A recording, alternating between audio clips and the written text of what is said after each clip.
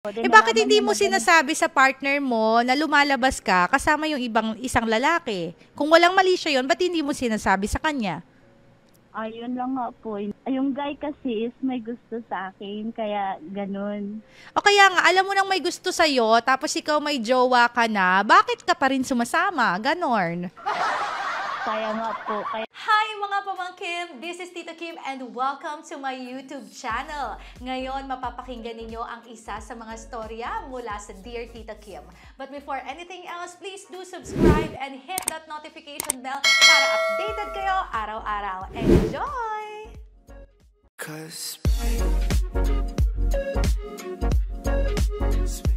Jolina po. Jolina! Nasuldan ko darat. Ilang taon ka na, Jolina? 27. 27. Broken Broken, pero tumatawa pa din. O, diba? 10 years in relationship. Oh, Tapos, ayun, iniwanan. Iniwanan kasi parang ako yung nagkulang. Ikaw ang nagkulang. Hindi ko alam paano mag-move on, paano ang tamang pag-move on in almost 10 years. Okay, 10 years kayo, tapos nag-break kayo. Ang saklap. Lakas makakatnil. Teka lang, wait lang. Bakit sabi mo kanina, kaya kayo nag-break kasi ikaw ang nagkulang? Ano nangyari? Paano mo naman nasabi na ikaw ang nagkulang? Yun, masasabi ko kasi, ayun nga, tao lang, may temptation, pero So, nagkaroon ka ng ibang lalaki, ganun ba yon? hindi naman po sa merong lalaki na nag-commit. Parang ano lang po. Fling-fling, ganon. Oh, yan. Ay, opo. O, paano yung level of fling-fling? Nagka-text-text kayo, chat-chat kayo, ganon. Kumakain lang, tapos may mga kasama man din. Marami akong kasama. Kumakain lang, oo. Kumakain na may mga kasama, nagdi-date kayo na dalawa lang kayo, ganon. May mga kasama. Hindi nga. Laging may kasama, ganon. Hindi naman po always, minsan lang. Oh. Parang company, opo. Ay, ibig sabihin, kasama mo yan sa trabaho. Tita Kim? Kasama mo yan sa trabaho. Yung lalaki, hindi po. Hindi. So ngayon, na-discover yon ng iyong kasintahan for 10 years, nakipag-break sa'yo kasi feeling niya naloko siya, ganon. Opo, na-discover niya pero hindi naman po as in na na-discover niya in person. Parang usap-usap lang, gano'n. Pero ito tatanungin kita, yung katotohanan lang, huwag ka nang magsisinungaling. Wow, parang NBI lang.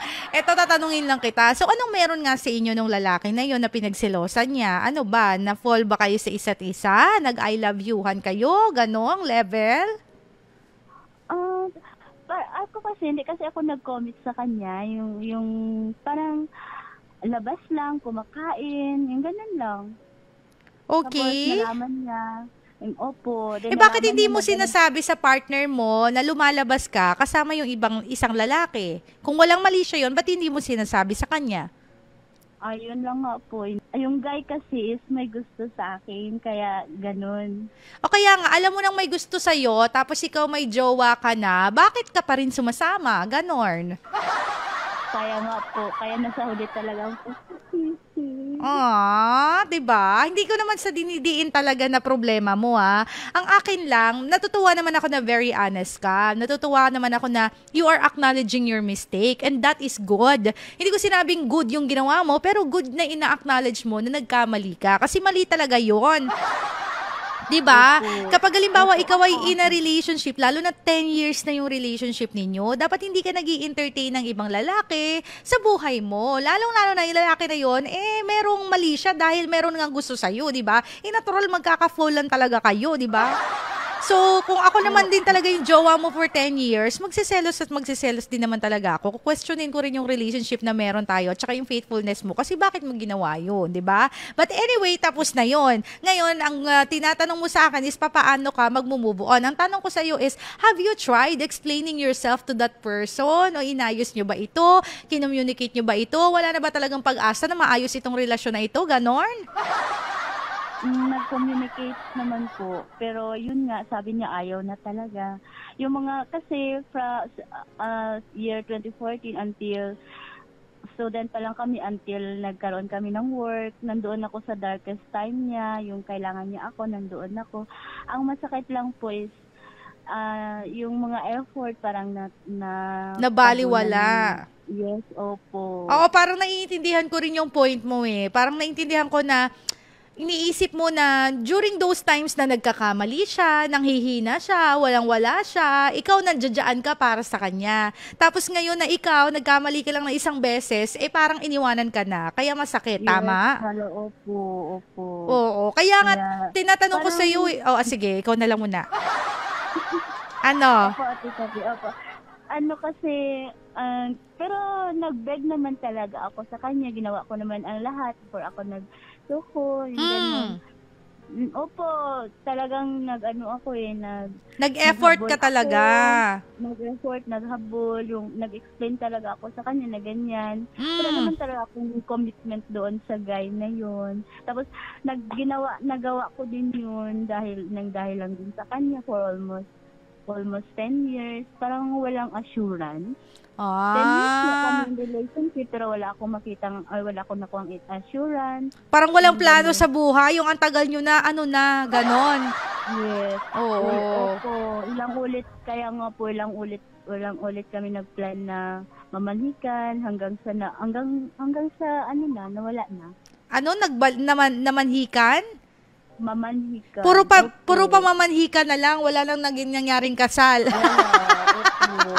Hanggang sa nag-break Hanggang sa nag-break na lang. Nako, naiintindihan kita, ate girl, no? Kasi nga lagi ko yung sinasabi, ang mga babae kasi talaga, isa sa mga hinahanap nila in a relationship, specifically sa isang lalaki, is security. Hindi yung security guard, hindi gano'n na magbabantay sa kanila 24 hours, kundi yung security and assurance na merong may plano sa kanila. 'Di ba? Ito si ate, naiintindihan kita, Julina, kung bakit parang nawawalan ka na rin ng gana sa isang relasyon. Kasi 10 years na kayo, tapos parang ang tagal-tagal, puro na lang pamamanhikan, wala pa rin kasal.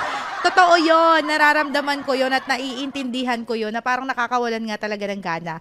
Pero balik tayo doon sa issue mo, no, na parang kailangan mo na lang mag-move on kasi parang hindi ka man lang pinatawad, pinagbigyan doon sa pagkakamali mo. Ako, nalulungkot ako sa point na yon, Julina, kasi parang kung mahal mo kasi ang isang tao, you will really do everything to fix the relationship kahit pa may involved na cheating, 'di ba? Lalong-lalo na yung level of cheating mo naman, hindi naman siya yung over, 'di ba?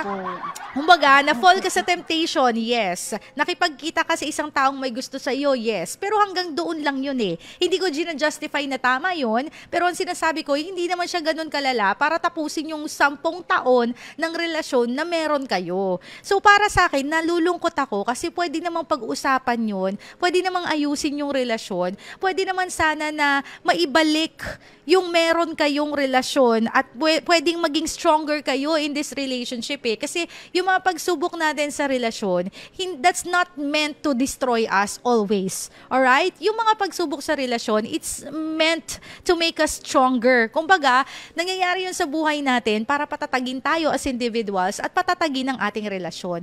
Nalulungkot ako dahil na-miss nyo yung opportunity na mas patatagin yung relasyon ninyo kasi yung isa sumuko na. 'Di ba? Na parang 10 taon ninyong nilaban yung relasyon ninyo. Tapos ganun-ganun na lang, isusuko na lang. At masakit 'yon.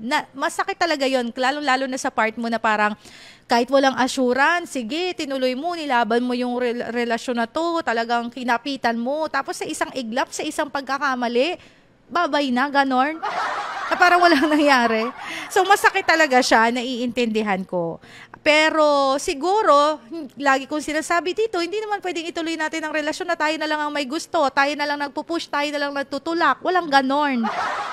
Lahat ng relasyon, it takes two. para mag-work. Kaya wala talaga tayong ibang magagawa kundi mag-move on talaga from that. Masakit yung 10 years pero isipin mo na lang, 'di ba, si Catherine Bernardo nga nakapag-move on.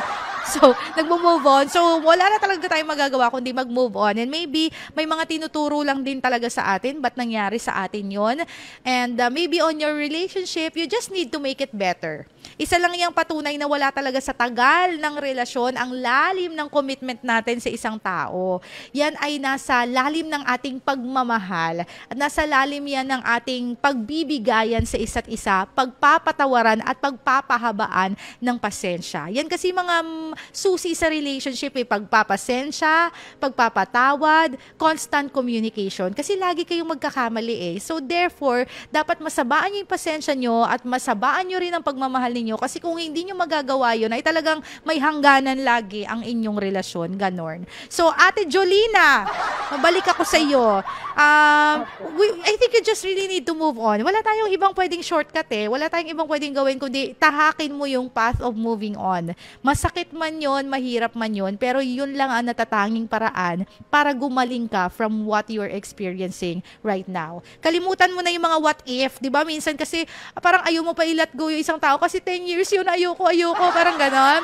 Diba? So, ngayon siguro kailangan bitawan mo na talaga siya kasi kapag hindi mo siya bibitawan, hindi ka makakapaghakbang ng first step. At kapag hindi ka nag-first step, walang second step. Alright? Na hindi mo mararating yung path of moving forward if you are not willing to take the first step. So, para sa akin, kapag sumuko na ang isa, wala na talaga tayong magagawa, kundi isuko na rin at i-let go na rin yung relasyon na yan kahit gaano pa yan katagal. Ay, ayan, nawala na si Maring Jolina. Jolina, paki-ano mo na lang to, panood mo na lang yung live. Nawala na rin, naubos na rin ang 5 minutes mo. Well, yun, nakakalungkot lang din, di ba? Parang dito kay Maring Jolina, 10 years kaya yung relationship nila, di ba? Masakit talaga yon. Pero sabi ko nga, wala tayong magagawa kung ayaw na sa atin ng tao Alam nga naman kumapit pa rin tayo. Anong sense nakakapit tayo? Ayaw na nga sa atin ng tao. Sasayang lang tayo ng oras. Ngayon pa lang, mag-move on na tayo para kahit papano habang dumadaloy yung araw, habang lumilipas yung mga linggo, buwan at taon, nakakapag-move on ka na. Mas mabilis kang nakakapag-let go, mas mabilis kang napapalaya, at mas mabilis ka rin nakakapag-entertain ng ibang tao na posibleng makasama mo na habang buhay. Ganon! Thank you for watching! Again, don't forget to subscribe dito sa aking YouTube channel and follow me on my social media accounts.